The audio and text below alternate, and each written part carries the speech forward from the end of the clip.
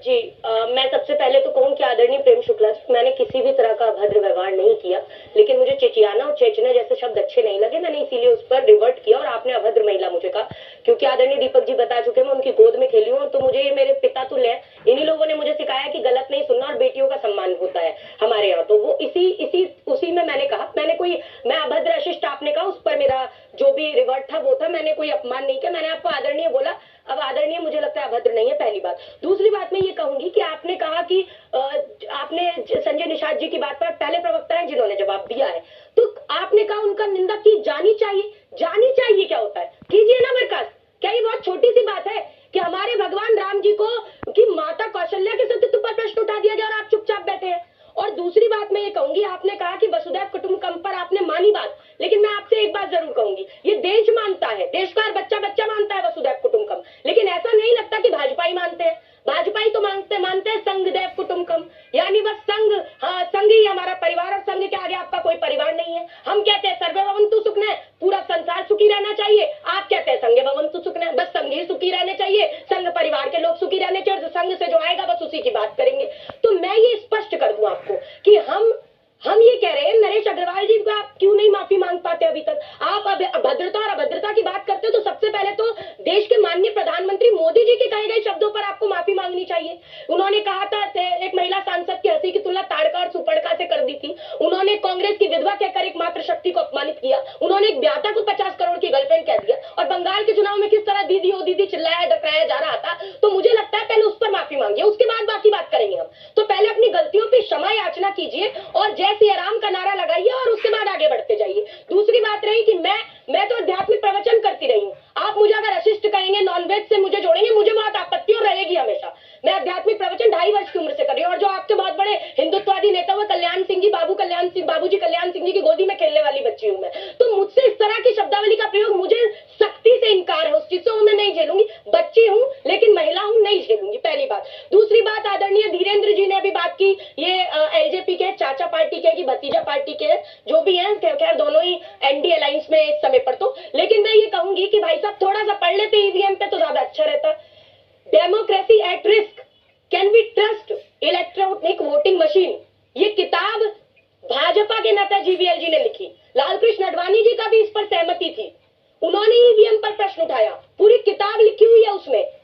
तो मुझे लगता है कि ईवीएम पर भरोसा सबसे पहले भाजपाइयों को नहीं था। और मैं ये कहूंगी, आदरणीय प्रेम जी, मैं ये कहूंगी, देखिए सत्यता प्रमाणित करनी है अगर, तो भाई माता सीता ने तो अग्नि परीक्षा दी थी, जब सत्य रहते तो अग्नि नहीं जला सकती, कोई चीज नुकसान नहीं कह सकती। मैं तो ये कह रही हूँ कि 2024 का चुनाव बैलेट पेपर पे करा लीजिए, उसके बाद फिर ईवीएम वापस ले लीजिए, परिणाम जो भी हो।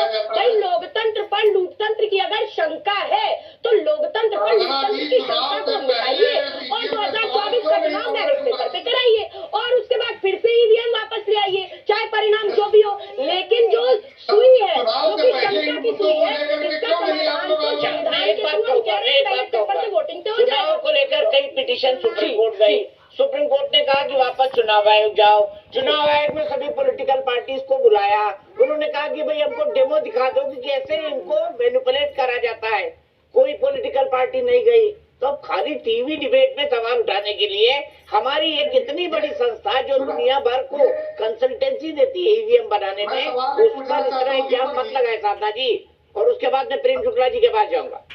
मैं ये कह रही हूँ जो वीवीपैट की पर्चियां गिनवाई जानी चाहिए हर विधानसभा पे, उसका भी तो, ये तो संविधान में है ना, ये तो कहीं ना कहीं सुप्रीम कोर्ट द्वारा, ये तो इसमें तो हमने कह रहे कि गैर संवैधानिक है। भाई बीच में बोलेंगे, फिर वीवीपैट की पर्चियां भी नहीं गिनवाई गई, वीवीपैट की पर्चियां भी नहीं गिनवाई गई, तो वो तो जितनी प्रतिशत गिनवाई जानी चाहिए वो गिनवाई है ना।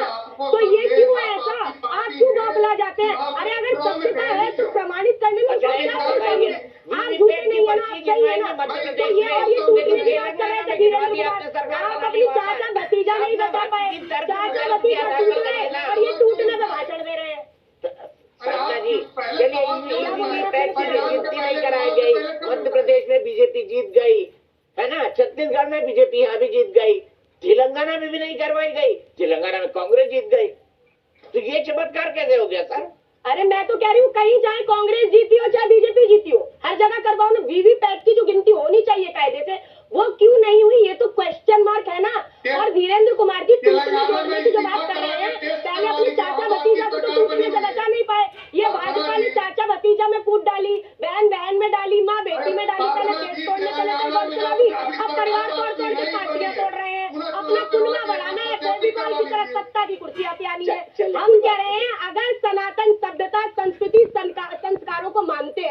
तो सबसे पहले जो बातें मैंने कही, चाहे वो संजय निषाद की घृणात्मक बात हो, चाहे वो नरेश अग्रवाल की बात हो, चाहे मनीष शर्मा की बात हो, चाहे किरण रिजिजू की बात हो, चाहे मनोहर पर्रिकर की बात हो, कान पकड़कर माफी। और एक बात और सुन लीजिए, योगी सरकार के मंत्री है सतीश शर्मा जी, उन्होंने बाराबंकी में लोधेश्वर शिवलिंग का हाथ धो लिए थे।